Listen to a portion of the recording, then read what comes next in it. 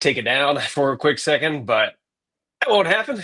We'll be chill. So yeah, that's pretty much it, I think, right? Well, yeah. If there's, we hope that everyone can stay polite, fun in the chats. But if it does get toxic, then we will just shut that down and maybe move the conversation or questions to maybe Blue Sky, and then you guys can post in there. But hopefully that won't happen. Everything will be in the chat. Yeah.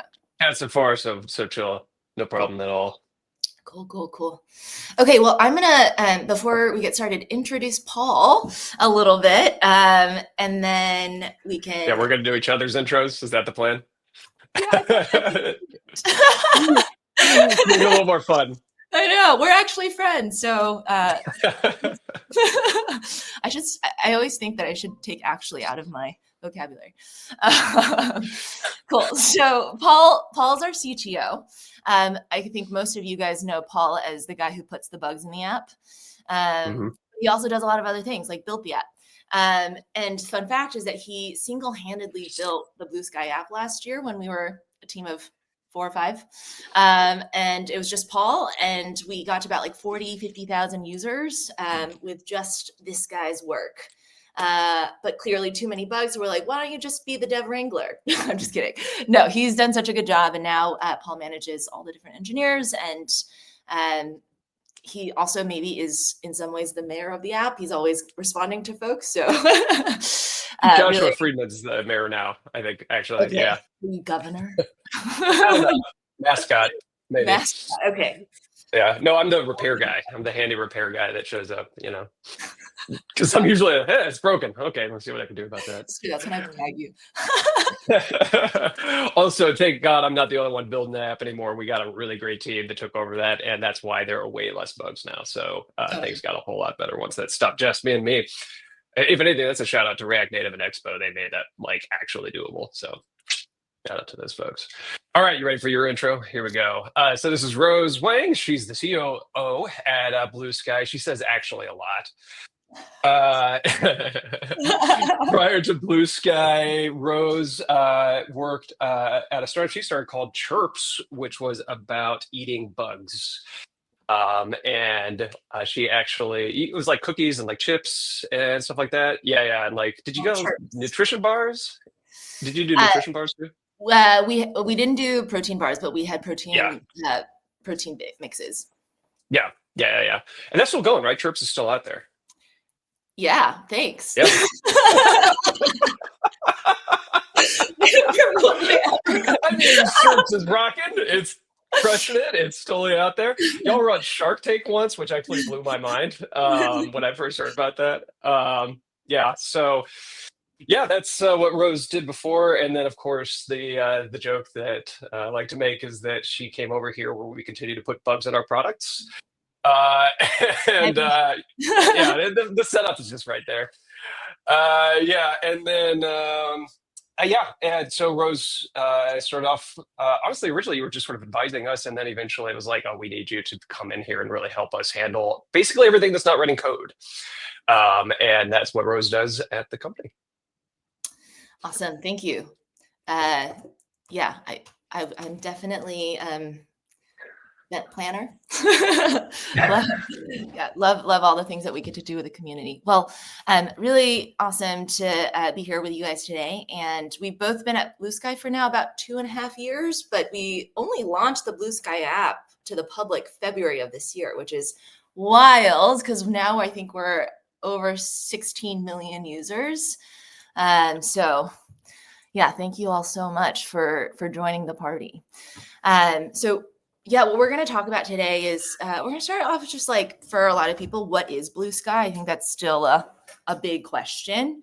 And we're going to kind of go into some of the features and then talk a little bit about how the project even came to be, how Blue Sky came to be. So, but I'll get started first in terms of like, what is Blue Sky? Well, Blue Sky is focused on the social part of social media, and that's quite rare. We've seen that a lot of other social platforms are more focused on the media part of social media, and so we've kind of turned it around. We just want everyone to have fun again, make internet friends again. And to do that, we wanted to give you more choice, more customization, which we're learning is translating into basically more chattiness, more connection, more engagement. And yeah, Paul, do you want to talk about like what these choices are? Yeah, yeah. So like this shows up in a lot of different ways. Like we have the entire approach to feeds where this is obviously like a key thing about it. It's like what the algorithm is doing. One of the first things we did was set up a whole thing where other people can make algorithms. So there's a whole bunch of feeds. A lot of these feeds, sometimes they're just like communities, like there's like the science feed, Black Sky, oh gosh, what else am I not thinking of? There's the Kidlit one. Like you'll get like topical stuff, which is great. There was an election one that we actually a couple of election ones that got put together. So it's almost like a smarter hashtag whenever it's in that vibe, because they can do things like choosing who shows up in there. They can moderate what shows up in the feed. They can choose the like multiple different keywords to get put in. So the feeds are like really cool for that. But then also they can actually be algorithmic. So the same kind of thing that powers the Discover feed, which is the default one that we run. Yeah. Basically, anybody can do that. And so you see some pretty fun stuff like Quiet Posters is a favorite of mine. Quiet Posters is a feed where it's just people that you follow that haven't posted in a while or that don't post that much, making sure that they show up in there, which you know how it is, like you lose folks in the noise. So that's like really great for like keeping up with folks. Oh, what else is there that's good? Popular with Friends is also a really good one. That one just goes entirely by likes from people you follow. Yeah. And then there's also, I think it's Popular with Followers is a really interesting one, which is like it's looking at people that follow you and then what are they liking? That's super interesting and weirdly maps well to your interest as well for, I guess, kind of obvious reasons, but it's actually kind of fun to see that too. There's also the But catch like up feed. the catch-up feed, that's a good one. Yeah, this like I guess bangers over like the past week, I 24 think. hours. Yeah. And I saw somebody shout out Red Solver earlier.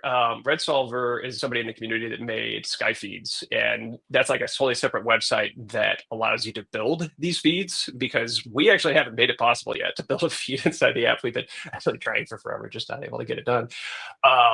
So you can actually use Sky Feeds, and it has like this cool kind of like logic combination system where you can like define how the feed works, and that's how a lot of people make feeds right now. So like that runs entirely on Red Solver's servers. So like our app talks to his thing and then shows up with there. So we don't run everything, which is the theme you're going to hear a lot about actually as we talk about all this. Yeah, that's So, actually. I was going to do a quick note. Go for it. Yeah. The beauty of Blue Sky is I'm seeing in the chat like trending topics or, like I really want to search for starter packs. And I think in some ways we want all of those things too, but we're just trying to keep the website online. And the beauty of Blue Sky is that it's open so that any developer can go build and you don't have to wait for us and you can use their experiences. That's actually how social used to work. If you guys remember Zynga or TweetDeck and all these other tools that were built for social media back then. And then it was an ecosystem that was built by both the company and other developers. That's what made it so vibrant and exciting. And then basically what happened is these companies shut down their APIs or made it really prohibitively expensive for devs to build.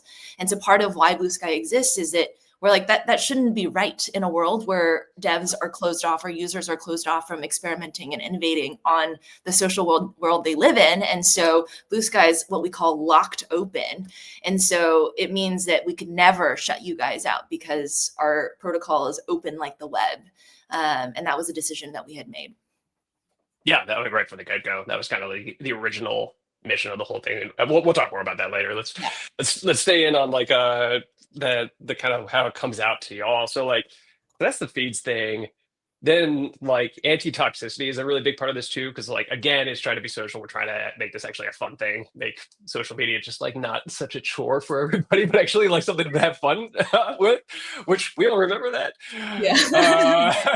So like there's a lot of stuff on that I definitely want to call out. We might demo some of this later, I think, but like you can control who can reply to you even after you make a post, so you can lock a thread. That's a really good one to know about.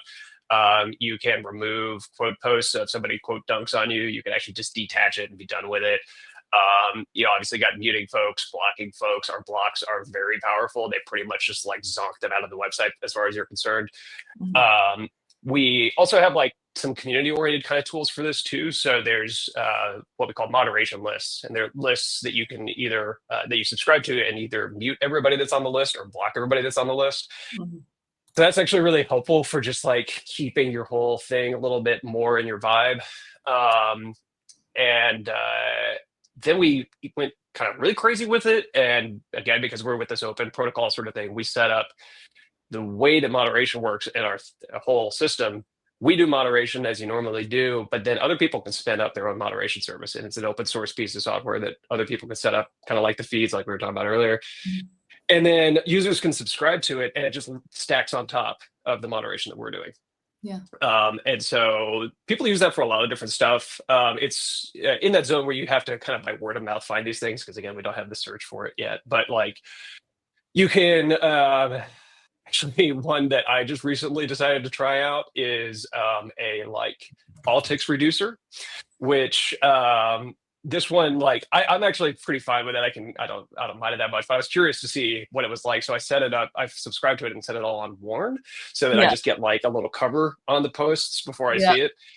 And yeah, it actually honestly has been a little bit like, yeah, you know what? I don't really want to read about that particular stress inducing thing at the moment. So I'm just going to scroll on by.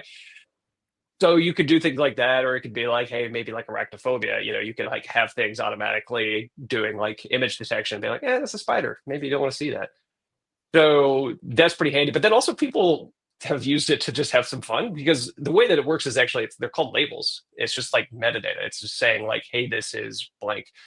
So one of the things we've seen a lot of people doing is actually just making these labelers not to like hide things, but actually to put positive or neutral or funny like badges on people.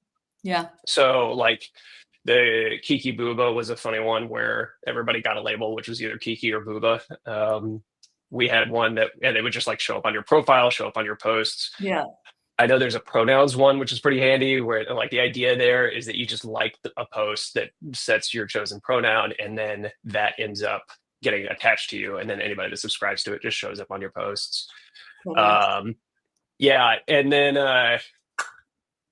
gosh, what else is there? Oh yeah, Yard Crow is a pretty interesting one. Yard Crow is that was kind of early on, like prior to things blowing up. So like I don't know how that's going to scale, but they were putting kind of like this person's a journalist, this person's a social butterfly, this person's fun, that kind of like community kind of flaring sort of thing, which was a Yeah. really cool way to like, oh yeah, okay, that's a person that folks know, I guess, So yeah, I mean, it's kind of cool that you can do a lot of different things with it. It probably needs a little more polish still, but it's people are finding cool things to do with it. Yeah. I think sometimes it can be so like super overwhelming to have so much choice. Yeah. And that's something that we're very aware of, okay, well, can we bundle experiences for folks so that it's a lot more convenient? I think the wonderful thing is there's so many awesome people in the community who've been here for a while. And I think you mentioned Josh Friedman, who is basically like mayor of Blue Sky, according to the users. And that we've just seen a lot of users helping each other out, figure out, how do I make a feed? How do I use these feeds? How do I change my domain handle? So huge thank you to the community for making that happen. Totally. Yeah. I was going to say. So go for it.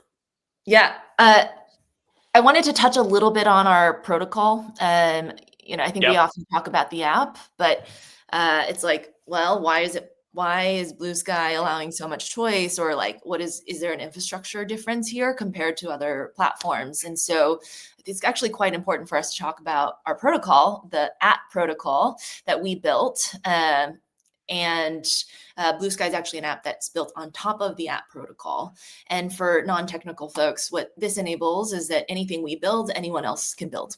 That's basically what it does. And so this is what enables you to have choice. Like if you don't like that feed, the Discover feed, Paul just named, 10 others that you can go follow. And then if you don't want to see movie spoilers, on the network. Someone can go make a movie spoiler labeler that can hide all the movie spoilers for you. And so it's things like that where, you know, maybe our terms of service or our community guidelines don't catch every edge case that your community needs, but we're giving you the tools to go and figure out how to go build what your community either wants to see or not want to see. Yeah, so that's really what it is our promise is that we want to ensure that users are put first, developers always have the freedom to build, and that creators have independence from platforms. And so the social network should be much bigger than one company. And for us, we always say that social media should be built for the people, by the people. Yeah. Yeah, I mean, like it really is about like making sure that there's a network that lasts longer than Blue Sky does, right? And so like even as and in fact, actually, even when we're running, that there are other people that are able to make their own versions of the thing and like run it alongside of ours and have it basically be all the same users. It's just kind of like the internet's just the internet, you know. It's not like I don't know who I'm using, but Verizon or whatever, right? Like you're using AT&T, it's the same network. You shouldn't have to think about that. It should just be, okay, you have choices. So like all of it's open source, or pretty much all of it is open source. And the specs are all open, the protocol is open. So like it's pretty straightforward to be able to run this stuff. Yeah. Cool. I agree. I like it, clearly. Cool. Well, we're going to tell you a little bit about how the story or how Blue Sky came about, because I think there's a lot of misconceptions. I can't tell you how many times I hear when I tell people about Blue Sky, they're like, oh, you mean the app that had that invite code system and like you guys didn't let people in, you screwed up. I mean, yes, we had they say it like that. They say it just like that too. But, that one. Yeah, that one. Thank you. Yes, we hear that like at least once a day. And so, yeah, story time. We're going to tell our story, and then maybe start setting the record straight. So in 2019, Jack Dorsey kicked off a tweet to launch Blue Sky as a concept here. Let's build an open protocol that Twitter can run on. And right at that time, Jay, who couldn't be here with us today, but Jay is our founder and CEO. Her history is that she was actually a digital rights activist, and she used to use platforms like Facebook to educate people about the rights that we have as users online.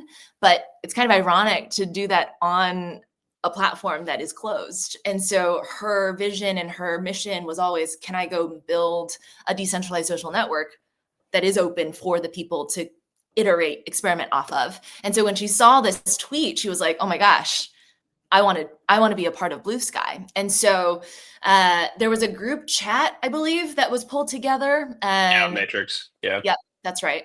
And for 2 years, it was just basically people chatting in that group chat to figure out like what this concept of an open protocol could look like. And that's when Jay pulled together an ecosystem report. And then Jack and Parag interviewed a bunch of folks and then chose Jay as the project lead.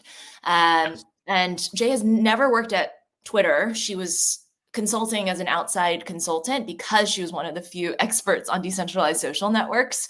I would say she's way ahead of her time, has a lot of foresight. And so when Jay decided to not only take the job and lead project Blue Sky, she also saw that essentially the incentives of a centralized platform like Twitter are going to be completely at odds in the future with a decentralized protocol. And so she had the foresight to say, maybe we should separate as an independent company, and then Twitter can be a customer of ours, and we'll build the protocol for Twitter as a customer. And Jack agreed. And so we split off Blue Sky, and the timing is pretty wild because basically immediately after is when Elon announced that he was interested in buying Twitter. And so there's something pretty divine about the timing. And we knew that Elon was most likely uninterested in opening up Twitter. I think his focus was pretty clear on like profitability. And so that's when we decided to build our own app. And Paul, since you built the app, you should take the rest of the story. Yeah.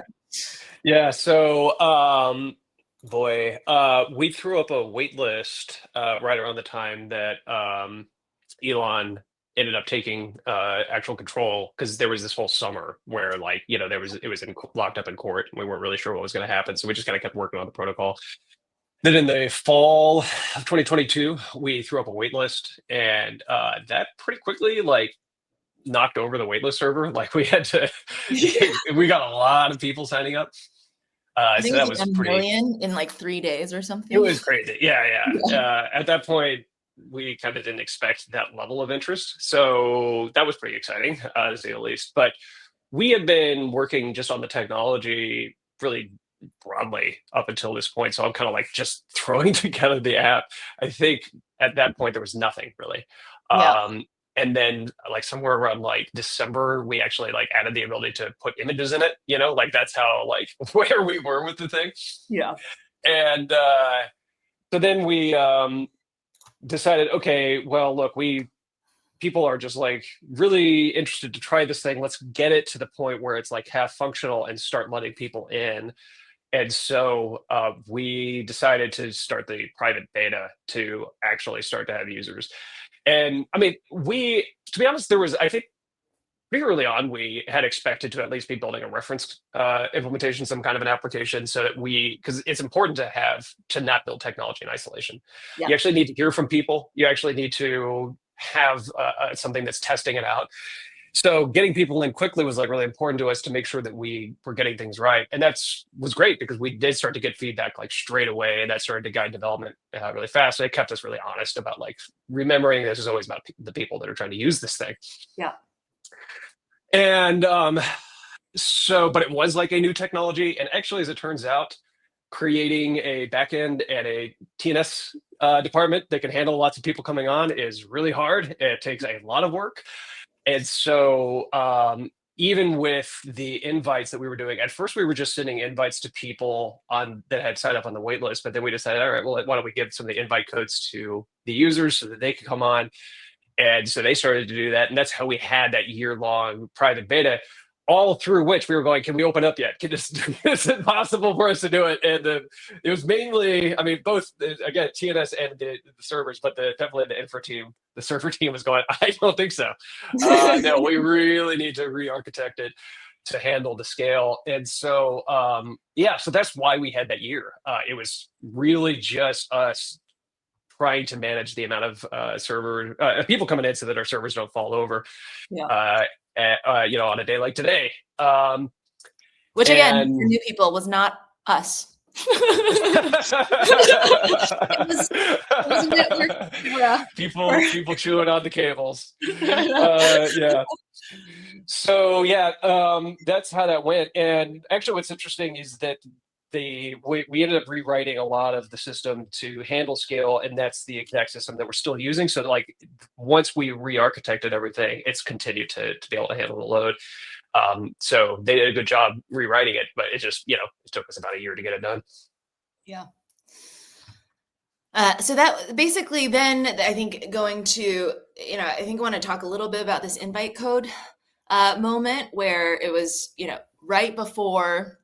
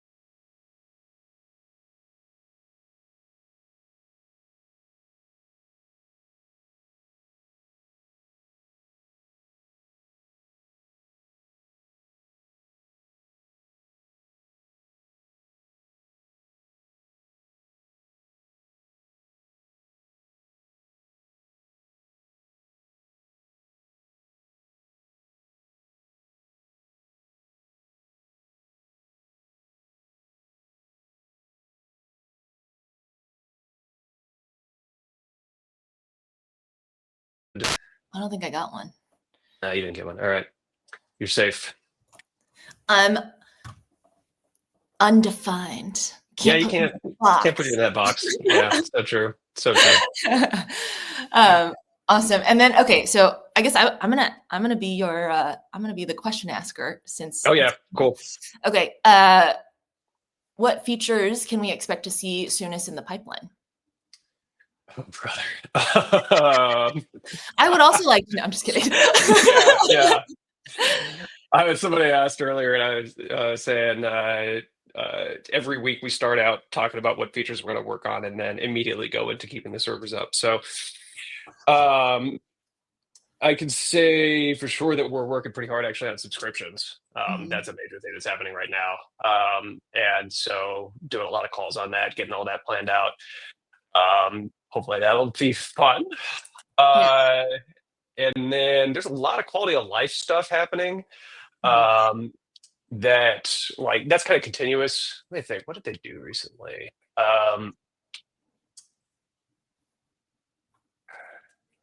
Okay, I don't normally. You know what? How much can we? I don't normally try. I try not to talk about stuff that's in the pipeline because it's really hard to give firm promises, right? Like Yeah. unless we're like really locked in. No firm Um, promises so because no firm promises. And best what I could say when I say these things is that this is stuff that we're looking at, we're talking about. Who knows when it's going to land? Notifications tab, giving better controls over that. That's definitely high up on the list. Mhm. Um, things like being able to control if you're getting push notifications for likes or like replies individually instead of like turning all the push notifications on or off because you can get quite a bit. We also really want to clean up the notifications screen and like have an ability to just go to conversations instead of like all your stuff because if you do have a lot going on, you can get pretty overwhelmed with like all the different things showing up in there and folks lose conversation. So that one's pretty high up on the list. Um, gosh, uh, let me poke around in the chat. Come back to me with this question. Let me poke around and see what else is actually on the list Awesome. here. Okay.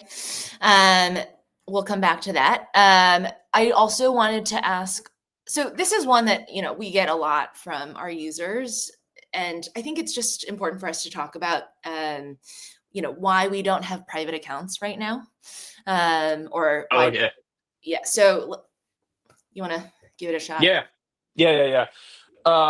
Yeah, private accounts and basically everything that has to do with like semi-private or totally private conversations. It's pretty straightforward. It's that the protocol that we built was designed in the first push to handle public content. There was a lot of work that required to get even to that point. And private or semi-private stuff has to go through a kind of a totally different mechanism than the public stuff. And we have to design that. That's really all there is to it. So it's actually an unusually large kind of technical lift compared to if you're just making an app without a protocol. Like the idea that a private account would be hard, doesn't really, I can understand why people would be like, why, right? Like just make it, Yeah. right? How is it different than anything else? But because we're doing this whole protocol thing, we actually have to design the whole protocol for private information to flow around. We have some ideas about how that's going to happen. So I'm not like super concerned about getting there. I don't know if Mhm. it's actually going to look like a locked account or if it's going to be something more like ways to share privately because it's really a kind of a different mechanism. So it may be more like you create an account and if you want it to be private, you just like don't post publicly and instead just, use the more private ways of sharing. I just don't know yet. It's not impossible. We can maybe find a way, but like generally speaking, I think it's more likely it'll be like just different channels to use within the app. Yeah, that makes a lot of sense. Yeah. Um, there's a lot of questions about verification, Oh yeah, and sure. yeah, but let's talk about custom domains first. Oh yeah, totally. Yeah, we didn't even mention that. Custom domains. This one's pretty wild to me because and I'm gonna actually go back to screen sharing just to clarify exactly what this is. When we did this, we kind of didn't know if people were going to go for it, and people really went for it. It was really surprising. But okay, so check it out here. This is one of our teammates, and Divey uses divey.zone, which is actually a website. Has its own domain. I'm pphrazy.com. If you go in your browser to pphrazy.com, you get my website. We decided to make domain names usernames. And the reason that we did that is because it's a protocol thing, right? It's bigger than just our app. So like, we don't want to be the only people setting names. It kind of needs to be bigger than our company. Mm-hmm. And that's what DNS is. DNS is for the whole world. Domain names is for the whole world. So that's how that works. So then what's sort of interesting is that does help you in some pretty good cases actually figure out who folks are, because domain names, like if you see bsky.app on the app, or you see nypost.com or nytimes or washingtonpost.com, you actually know that that's legitimately them because you know that domain name, and nobody else can have it. So it kind of gives some amount of verification to it. And then there's some that like are coming in kind of gradually, like subdomains like bsky.team, like you have your rose.bsky.team. Yep. Only Blue Sky folks actually on the team would be able to have that. So from that you're on the Blue Sky team. And that actually works even better for like, we've had some senators using .gov, like I think it's widen.senate.gov. Only people that you have to assume, pretty sure you're going to be a senator if you got the senate.gov thing. So like, there's some good actual kind of, it's giving that verification, but it's doing it in a way that it's not just us running it. It's actually kind of the kind of collective institutional infrastructure of the internet, which is great. Again, you don't want single companies running everything in the world. You want this stuff to be collectively run. So having these domain names is a good starting point. Yeah. Okay, so then, let's talk about actually doing verification badges. I mean, like, maybe, right? Like, we would want to keep the exact same principles in play, however we do it. And I think there is a trick to making that work well for folks, and again, stay away from it being locked into us. So adding a layer on top of it, I do think there's some sense to that, because domain names can only go so far. I think if people don't know the domain name ahead of time, that's not necessarily going to be any more accurate than anything else. It might be the sort of thing where we're able to anchor it off of the well-known domain names. So if it was something like bsky.team was able to give out a verification badge to the employees, then you can kind of continue to use this open approach to doing verification while still making it kind of go further than what domain names are able to do. So yeah, I'm really happy with it as a starting point, that's for sure. And we'll just see where it goes from there. Yeah, awesome. I also know that there's a lot of questions about how do we make money. So I'm going to take a crack at this one. Do it. Yeah. Because that's on everyone's mind. It's like, can you please survive? How do you make money? Because nobody's paying anyone right now except for custom domains. So for us, it's really important that we're thinking about monetization in a way that's very thoughtful. Like, we would never want to put core features behind a paywall. We want Blue Sky to be free to use for anyone. That said, I think there's just a lot of ways that people are finding value in Blue Sky, and we obviously also need to survive over time. For now, we are funded by different investors. And so the goal is, hey, let's not put too much weight on financialization right now. We just want everyone to come and enjoy making friends, having fun. But we do want to start thinking about, well, how can we ensure our own self-sustainability? So the first thing that we're going to do in the short term is launch subscriptions. And we've talked about this in our blog post, and there's a thread on my account. But essentially, the way that we're thinking about subscriptions is we want to give you guys more tools to express yourselves. And so it'll be, the details will come soon. The goal is it'll launch before the end of this year. And there'll be things that we've talked about, like more video uploads, maybe higher resolution images, and then customization aesthetics, like maybe putting things on the avatar frame, changing some of the colors of your page. And so those are some of the features that we've been playing around with for subscriptions.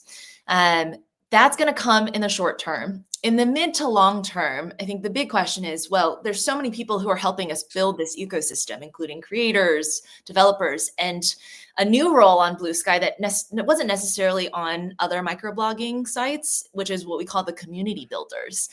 You don't have to be a big poster on Blue Sky to do well. There's so many people who are great at curating starter packs, curating lists, curating feeds, or making the feeds.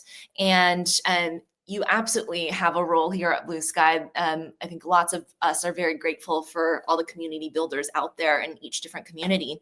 And so you guys are doing most of the work. So our goal long-term is that value gets passed back to you guys. And so we might start sometime, we don't know timelines, but initially the goal is like from some of the subscriptions, maybe we'll be able to pass back some of that revenue to creators and developers and community builders. In the mid to long term, the vision is that we would build our own payment system on Blue Sky and within the atmosphere. So as you either support somebody for creating a feed, or you want to support somebody's their art, that most of that money goes to them. And then because you're using our payment system, we're just taking a percentage of that. And so those are some of our longer term plans to make money. But this is an experiment that we're going to learn with you guys. I mean, if you guys are buying a ton of stuff from each other on the website, then maybe we'll start shops, so there's just potentially lots of different ways we can go. And we really want to follow where you're finding value in the network. Yeah, a couple of other things to add to the subscriptions thing is that the number one thing that we got to make sure that we do when we do this is making sure that it doesn't have a pay to win kind of dynamic to it. So if you are, we don't want it to look like you're getting, you're not going to get elevated replies or elevated in the algorithms. We're not doing anything like that. That's terrible. We're going to be really careful about also with the customizations you can have. It'll probably be kind of more tightened around if it's like an aesthetic customization about your profile page, or things like inside of chats with you, or perhaps inside of threads that you create. I think is an interesting area to do it too, but not in the feeds for sure, and not within somebody else's feed, because you gotta be really careful about attention grabbing sort of customizations that people can do, which again has this kind of effect of skewing what this is really about, which is socializing with folks and everybody being there, together on a kind of an equal playing field. So however everything that we're going to be doing with subscriptions, we're taking a really careful look with each of those things to make sure that it's not messing with what's at the heart of it for everybody. So that's a big part of that. And then I'm also pretty excited to gradually get into ways for folks to be able to support each other over time and make the whole thing sustain. It's we need to sustain ourselves and make this a company that can thrive, and then we want the same for the community and for the entire ecosystem well beyond us. So agreed. I'm going to ask one last serious question, and then we have some fun questions from the audience, and then we'll end it at the hour. Cool. But a big question that we keep getting asked is, what if someone tries to shut us down? Oh yeah. You want to take this or should I? I'll start. Go for it. In our intro, we talked about how we built our own open protocol called the app protocol that Blue Sky is built on. And so that protocol is similar to what the internet is built on. So shutting us down would be like shutting down the internet. It's actually kind of hard because you can choose to close the Blue Sky app or make us do that. But we've open sourced our code so that basically you can just copy and paste it and we can restart it again. So we basically built Blue Sky so that you can easily, what we call freedom of exit, you can leave and you can bring your followers, your posts, your data to another app very easily, as long as it's on the app protocol. And so in some ways, we'd be really annoying to shut down because it's kind of a cat and mouse game. Yeah, the network should live longer than us. Mm-hmm. That's always the goal, no matter how that happens. So Yeah, that's why we do all that open source and all the protocol stuff. Yeah, the timing of it all is just truly amazing, and I think even just educating folks about uh, social built in an open way is completely new. And so thank you for being here, because you're learning, and then we hope that you can keep helping us tell the story. um, the 16 million people who are now a part of this party. It's actually been crazy watching how much like folks are picking up on it lately because it's for a while it's felt like you talk about it and feel like, oh, that's cool, like they don't Yeah, totally yeah. vibe with it. But lately people are like, oh no, I get it. It's like, oh, cool. Yeah, That's great. totally, Love to hear that. totally. Yeah. Well, awesome. I mean, that's about it in terms of, there's a lot more questions. I think there were over like 1,800 people in this conversation today. So thank you all Yeah, for at being least here. And sorry yeah. we couldn't answer everything, but we do have some funny questions. You Sure. have something close by that. Oh. Well, this could be about two things. This could also be about Kit. But I'm guessing It's it's actually about both. the yeah, It's yeah, actually yeah, right. both. Right. Proof that This is he's real. I love it. yeah, they make me do this. It's that It meme, actually does look that like I made Simpsons you do meme. this. Yeah, yeah, yeah. Yeah, it's like that Simpsons meme. Hey, say it. You know, say the thing. Okay, wait a minute. It's not. I gotta get it right. I It think this is meant for a child, if I'm being honest. It doesn't really fit. Okay, here we go. Good He's also enough. been going to the gym a lot more. Oh, thanks. Who Hey, knows? nice, thanks. I told you guys were friends.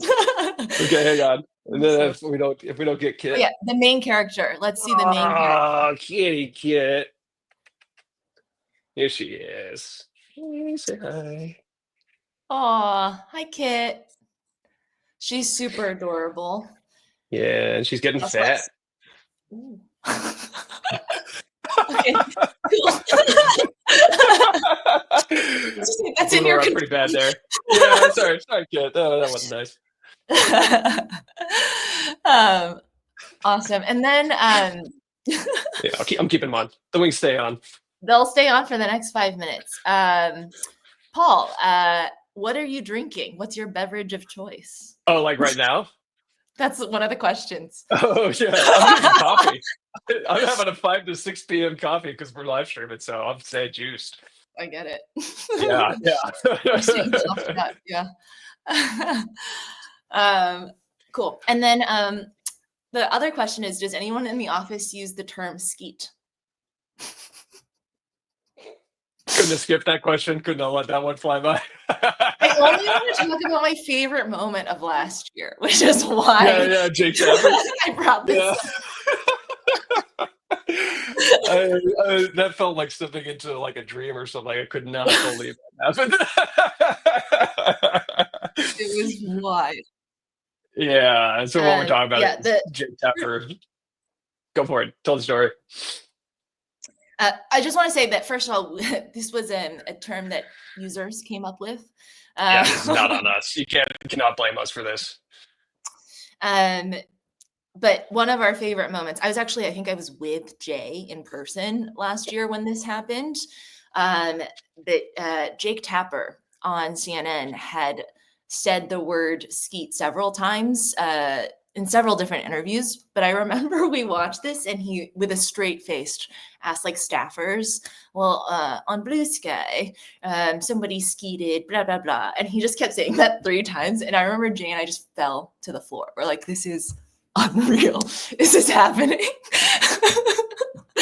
You gotta give it to everybody that was in that thing. They kept a straight face throughout all that. No chance I would be able to do that. I would give it away on some level. Professional. Serious Yeah, professional. that's a real pro move. That's pro. Yeah, for sure. That was definitely my favorite moment of last year, and I will never forget that moment in my life. Pretty Awesome. good. Yeah, super, super great. Well, I think we're nearing the end. Is there anything else you want to say to folks in our last few minutes? Well, keep having fun. Keep talking to us and letting us know what's on your mind. We're listening. Um, if the servers go down, we'll get them back up. There's a good chance. And we all really appreciate the heck out of all y'all. Truly, truly. When we say it's, for the people, by the people, we really mean it. There's like no way Blue Sky today could be what it is without all the contributions from the community builders, creators, developers. And so we're very much like we're people too. And so I think this was very much, I needed to say that because people weren't sure about you. Yeah, this is misinformation. I have to make sure that we're stemming. But yeah, it's gotten pretty good. So this could be fake. Why did I just ruin it? I just made it worse. Sorry. Okay. I don't even know what to say, but let's rewind and just say let's move on. We're real people too, and we just want to hear from you guys what you want. We're on the app all the time, and just really grateful for you guys to be here. And let's make friends again. Let's hang out with us. We're there. Yeah. And by the way, when you were talking about the contributions, literally, if you look in our release notes at the end of every thread, there's a list of GitHub usernames. These are people who have actually contributed to the app. So people are even in the code. It's awesome. Totally. So thank you, everyone, and bear with us as we're a 20-person team and serving more and more millions of views. I think we had 1 million people join today. In the last My notifications are so hosed. It's incredible. That's why those notifications features are getting private. No, not really. Not because that we're experiencing that's not why. It's really not why. No, it's been on the roadmap. But appreciate all of you guys, and we'll probably do another one of these, and we'll see you guys on the app. Cool. Have a good one, everybody.